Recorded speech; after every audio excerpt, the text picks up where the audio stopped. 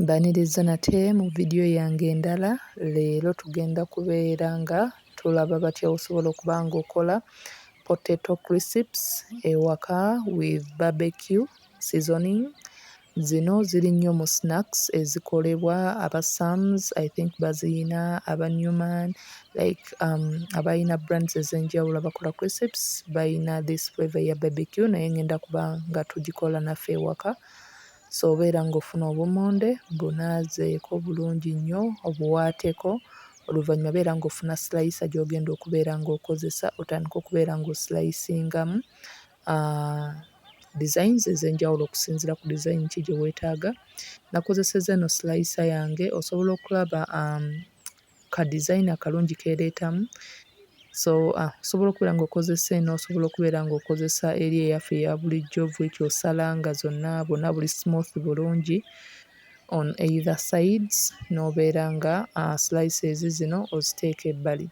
Twerabira kubeera ng'osubscribinga weeguba gwe mulundi gw'okusosa ku channel yange. Nkwaniriza likinga video onnyambeko okubeera nga channel yange ekula. Oluvannyuma nga tumaze okubeera nga slicinga slices zonna nga bwe tuzeetaaga, beera ng'ozinaaza paka ng'amazzi gali clear. Nazinaazizza mu mirundi 3, so osobola okubeera nga ozinaaza okusinziira ggwe paka ng'oli contented nti amazzi gali clear bulungi. Okuzinaaza mu mazzi kino kituyamba okubeera nga tuggyamu starch oyo ali mu bumonde abuleetera okubeera nga bwekwata.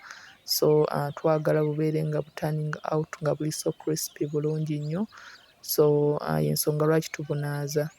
Twerabira kubeera ng'onyiga kade, kubeera ng'otaninga on notifications zo obeere notified buli mba nga postinze vidiyo empya.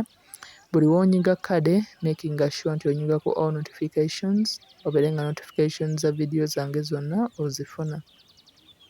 Oluvannyuma beera nga ofuna amazzi ogateekako geesere.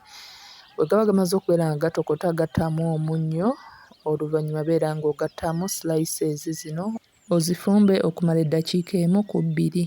Tetuzifumba kubeera nga zijja because already ziri soft ate ziri mu slices, so tuziteekako eddakiika 1 ku 2 n'obeera nga oziggyako. Muno obeekinga sure nti nno nga butandise awo okuba ng'obutokota toddamu butabulamu because buba bujja kwemenyaamenya.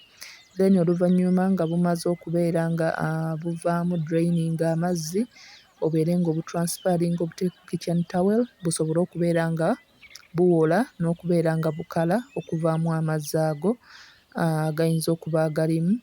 Osobola okubeera ng'era okikola kino ku kitchen towel oba paper towel nga gy'okozesezza kyonna ky'oba osazeewo okubeera ng'okozesa.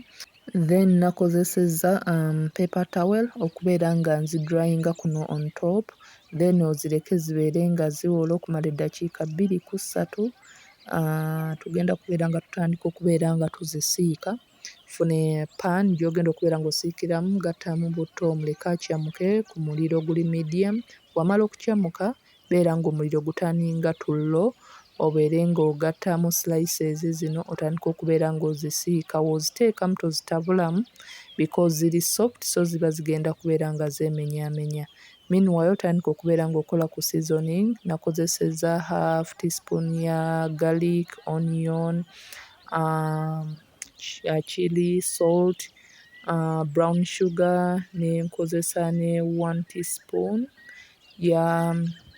ya paprika because nabadde sirina tomato powder, but oba obadde olina tomato powder gw'oba okozesa. Oluvannyuma ne mbeera nga mbigatta bino mu grinder ne mbigrindinga bulungi nnyo, ne mbeera nga mbizzaamu. Then genda maaso osiike slices zino paka nga ziri crispy. Ogenda otuuka okubeera ng'oziggya mu butto ng'olready olaba nti zikyuse kkala zitandise okuba nga ezibrowninga ate era nga ziri crispy ng'ogirabira ddala nti bwonna butandise okubeera nga becoming hard. Beera ng'obudraininga obuggyemu obuteeke mu bowel mwe tugenda okubeera nga tu-addingira seasoning yaffe. Kino kikole ku slices zonna ezisigadde paka nga zonna ozimazeeyo. Twerabira kubeera ng'onyiga kade, kubeera ng'otaninga on notifications zo obeere notified bwe mba nga postinze vidiyo empya. Tumwerabira kubeera nga mulikinga vidiyo, okubeera nga musupportinga channel yange okuba ng'ekula, n'okubeera nga vidiyo zange zibeera nga zirabwa. Oluvannyuma beera nga kati otandika okubeera nga opima obujiiko oba buteaspoon 2 ku 3 oyiwemu, otandike okubeera nga ogattamu crisps zino paka ng'olaba nti coating yonna enywereddeko buli eri bulungi nnyo, nga crisps zo eza BBQ seasoning ziri ready.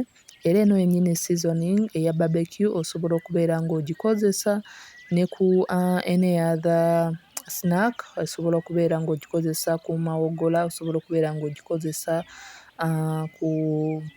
ku cassava crisps oba sweet potato crisps, osobola okubeera ng'ogikozesa ne ku gonja, so yeah, oba ne ku goliros. So until next time, don't forget to subscribe, like and share. Let me know what you think about my recipes.